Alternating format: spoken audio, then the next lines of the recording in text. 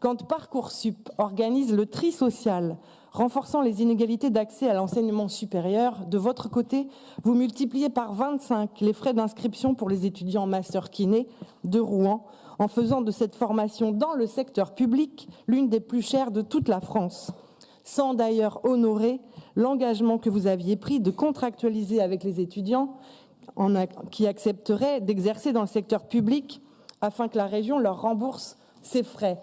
Je sais qu'à notre demande, vous avez reçu une délégation de ces étudiants et je vous en remercie, Monsieur Marguerite. Mais j'ai entendu dire aussi, vous m'infirmerez sûrement cela tout à l'heure, en tout cas je le souhaite, que vous diffusiez l'information, la fake news, je pourrais dire, selon laquelle l'augmentation des frais d'inscription des étudiants kinés aurait été votée à l'unanimité de notre hémicycle.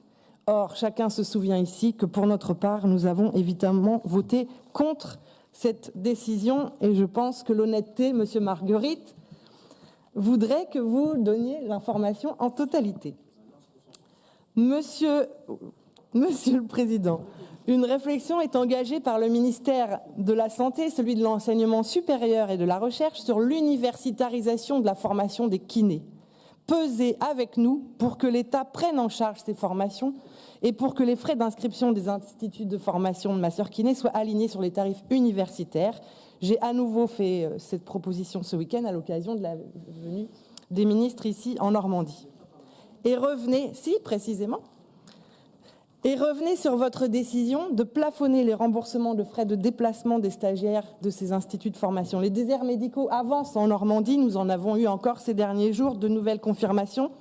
Et la Normandie possède de très nombreux territoires où la situation se dégrade dangereusement. Plafonner l'aide au déplacement des stagiaires des professions paramédicales, c'est se priver d'un levier pour leur faire découvrir des territoires sous-dotés et les inciter à s'y installer. C'est un non-sens dans la situation que nous connaissons, comme était un non-sens votre décision de fermer des instituts de formation en soins infirmiers ou d'aide-soignants. Quelques mots d'abord en réponse sur les étudiants kinés qui nous écoutent et pour clarifier un certain nombre de points que Céline Brulin a évoqués.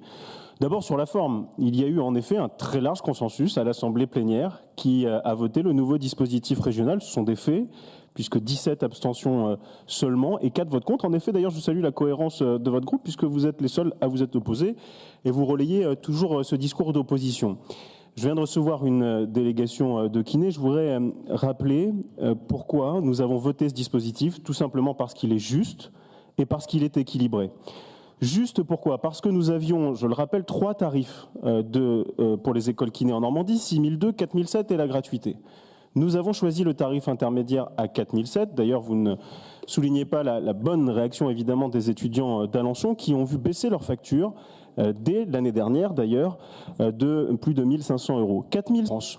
C'est exactement la moyenne nationale.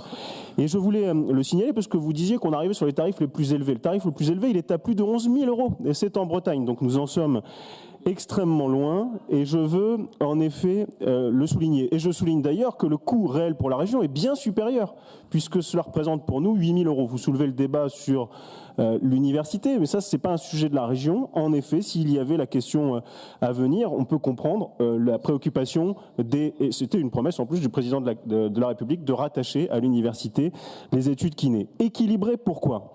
Parce que nous avons mis en place un mécanisme de gratuité a posteriori.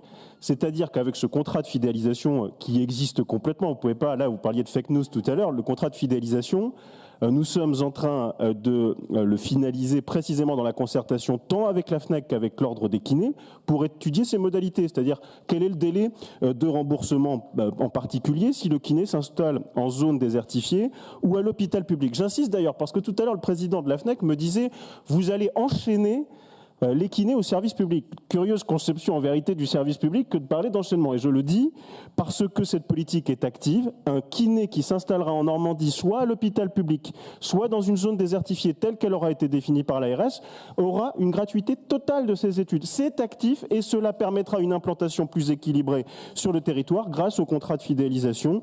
Vous parliez de fake news. Il en est un que vous avez véhiculé sur le plafonnement des frais. puisqu'en l'occurrence, nous avons établi un tarif moyen de remboursement, mais chaque institut est libre de sa politique de remboursement pour éviter des dérapages. Et en effet, 35 €, ça correspond à la moyenne des frais qui seront remboursés. Cette politique est donc juste et équilibrée. Nous continuons de discuter des modalités du contrat de fidélisation, mais nous l'appliquerons avec beaucoup de détermination pour les raisons que je viens d'indiquer.